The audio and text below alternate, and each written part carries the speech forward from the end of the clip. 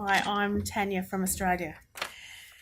So just a bit of a global context here. So I'm going to talk to you about an examples as a way of illustrating how we can apply the 10 Capitals framework to the challenges that face healthcare. My background is in the management of healthcare services. So we know where Iceland is, we know where Australia is. I'm going to be talking about rural South Australia. So all of the public health services in the state of South Australia. So that's a million square kilometres, about 500,000 people living in a very dispersed state. So had some really interesting presentations over the last week about Iceland and the healthcare system, and the things that occurred to me again and again and again was just how much we have in common between rural South Australia and Iceland. And a couple of things in particular that I'll go through. So South Australia is also a very urbanised state. Iceland is an urbanised country, with Reykjavik being home to the vast majority of the population. In South Australia, 2/3 of the population live in Adelaide, the capital city, and the rest are dispersed across those million square kilometres. And this remoteness element, the harshness of the climate, for us it's probably in the opposite extreme. It doesn't snow in South Australia, we don't have glaciers and ice and hot baths, but we do have very hot weather in the summer and frosts in the winter, so quite extremes of climate. So, there's some commonalities there in terms of the challenges of remoteness, harshness and dispersed population, and the contrast of the urbanisation. Secondly, as a health system, the Australian health system is based on principles that are quite similar to Iceland's health system. So it's the concept of universal healthcare, that doesn't matter if you can't afford healthcare, the government's funded health services will be available to you. And there are small gap fees, and so very, very similar financial model from what's been described to us this week exists between the Icelandic health system and the Australian health system. And necessarily, because of the urbanised state or the urbanised country of Iceland, that the majority of the health dollar actually gets spent in the city, in the capital centre, the urbanised centre of Iceland or of South Australia, which has big impacts from where I sit as a manager of health services in rural, that there is some inequity that gets perpetuated by the distribution of the financial resources into the health system. We also share some challenges with increasing pressure on the health system, with the ageing population and our ageing workforce, with the increasing burden of chronic diseases that come with this growth in ageing population. We both see increasing consumer expectations. Dr. Google's out there and people know where they go for their frontline advice, and that then heightens their expectations about what the health system can offer. And there is, even though there's increasing consumer expectations, there's still this expectation of being able to neglect yourself and then go to the health system to be fixed. So that culture of dependence on the system in your time of illness.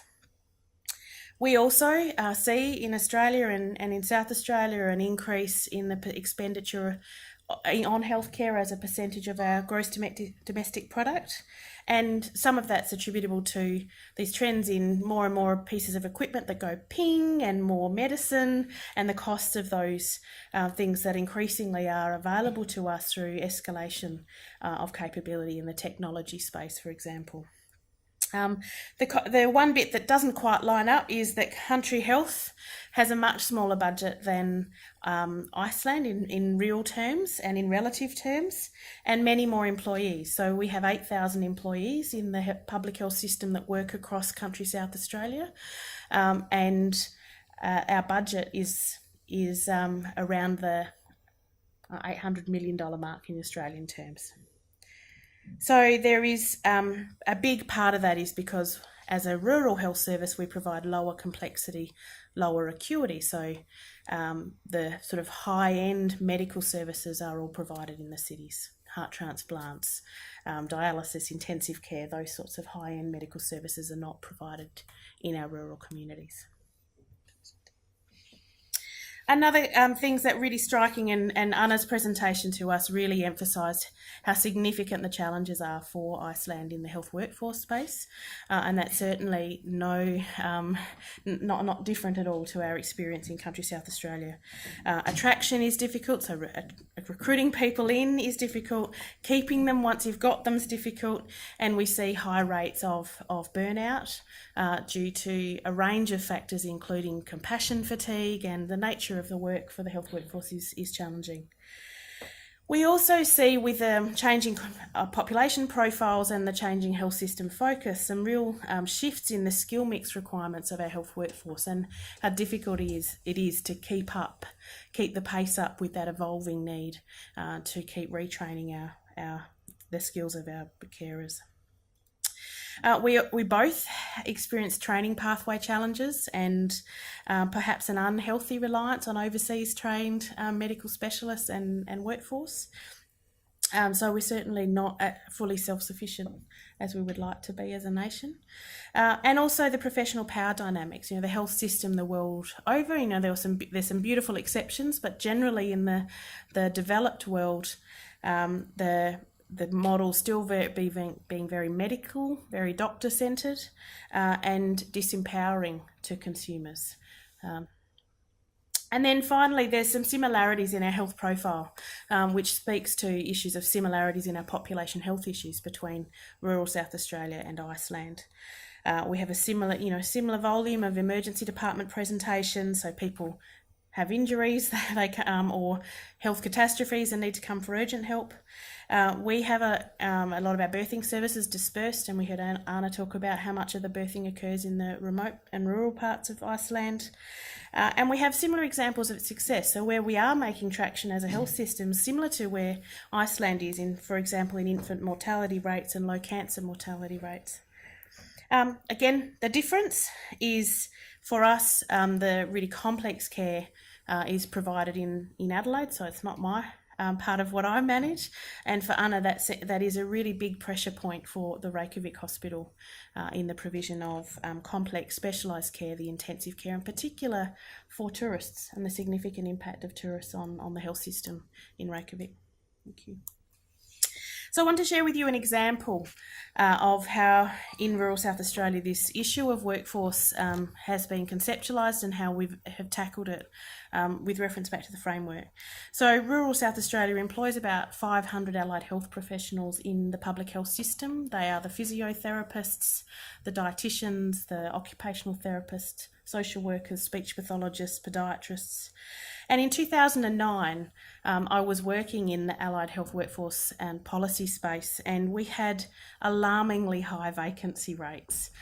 In fact, at their peak, we had about 20% of our dietitian positions vacant and up to 59% of our podiatrist positions vacant in that year. So, having the funding for the roles is one thing, being able to recruit and retain people in was quite another. It would routinely take 2 to 4 attempts to recruit to gain someone, so positions could be vacant for 6-12 months.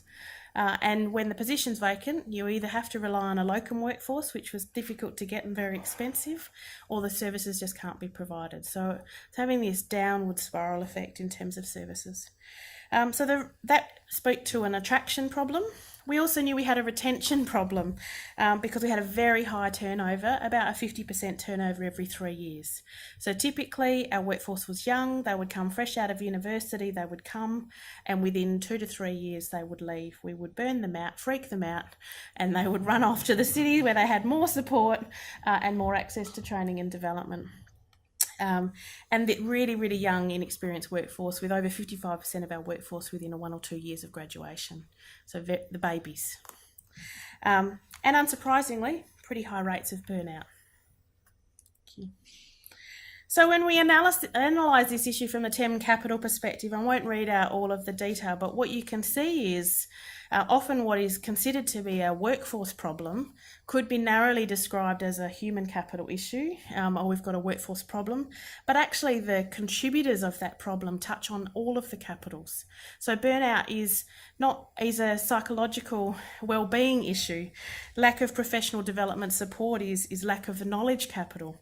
The low confidence to deliver on expected. So we had our young baby clinicians coming out, haven't even really consolidated their professional skills yet, having to learn on the run to do a broad range of things, whatever walked in the door, and felt that their university training hadn't adequately prepared them for the realities of rural and remote practice. I won't read all of them there, but they felt professionally isolated.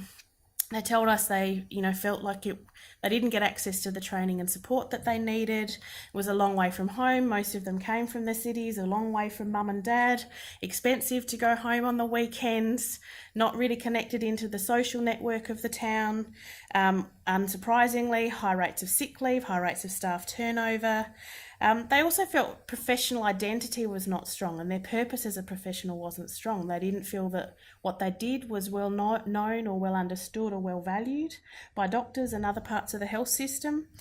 And they just felt that the clinical scope demands on them, what they were being asked to do for their communities, was beyond what they could do. That there was a dissonance between their skills and their confidence and what they actually were required to do on the job each day. So those demands exceeding their capacity provided this eternal sense of I'm not good enough, I'm inadequate to meet the needs of my community. And so then we see the impacts in terms of financial, the costs of travel and being away from home and having to establish a home. And, some of them, first time they've lived out of home from mum and dad. So really isolating, financially impactful, but also geographically scary. So we have a lot of kangaroos in the region where I live and right across, and they're beautiful creatures, but they like to hop right into your car when the headlights shine in their faces, and it's pretty scary to be hit by a kangaroo as you're driving along, and it's pretty common. So the risks associated with driving great distances is also contributes to people, the natural environment becoming a threat to people. Thank you. So then what did we do about it?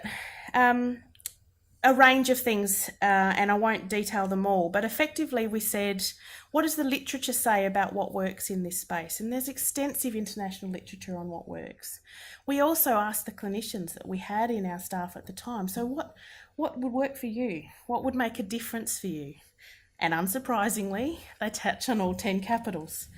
So, we needed a transition to rural practice program, a specific structured learning and development approach to help them to make the transition from student to rural practitioner. That we needed to have a reliable source of training support and a planned way of ensuring they would get the training they needed to fill any deficits they experienced in their confidence and skills. We needed to develop more robust partnerships with universities so we could inform their undergraduate courses as being more fit for context. We also deliberately developed whole of country networks for these professionals so that they could, on a monthly basis, get together with other professionals like themselves to discuss what their challenges were, share cases, so get some nourishment, but also that social capital being built was really important. And strengthening their peer networks. There were a range of crass ways of talking about it, but effectively we introduced our young professionals into their social lives of their communities. We went on houseboat tours, we played mixed netball, we did those sorts of things that make such a difference to people feeling like they belong. And not expensive, not hard to do, but it is about connecting people with community and really building social capital. We developed clinical supervision and support and debriefing to really build the human capital and the capability of the workforce. We developed an isolated worker policy that worked out how to keep people safe when they were travelling, so that there was a really clear process of how to do that. Buddied people up so that clinics were provided by multiple clinicians on the same day in the same town so they could travel together. So a range of little things, but they made a big difference. And yeah, that's probably enough for now. Thank you. So the results, within 3 to 5 years, and some occurred within 3 and some within 5, hence the range, we demonstrated impacts on all 4 capitals. The impact that I'm most proud of is that we reduced vacancy rates to less than 5% across all of the professions. So, none of these were big earth-shattering strategies, but they made a huge impact. We saw an increased number of applications for our positions, went from getting none for 2 or 3 rounds to getting up to 50 for a single position, which is unheard of.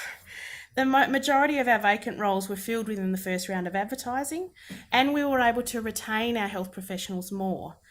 We saw a 20% increase in the number of level 2 roles. So we, in parallel, developed a career structure where instead of having 55% of our positions being for baby clinicians, we converted a proportion of those roles into the next level up, level 2 positions, and we established 1 level 3 position per region so that people could see where I could progress in my career and who do I go to who's more senior to me to provide support.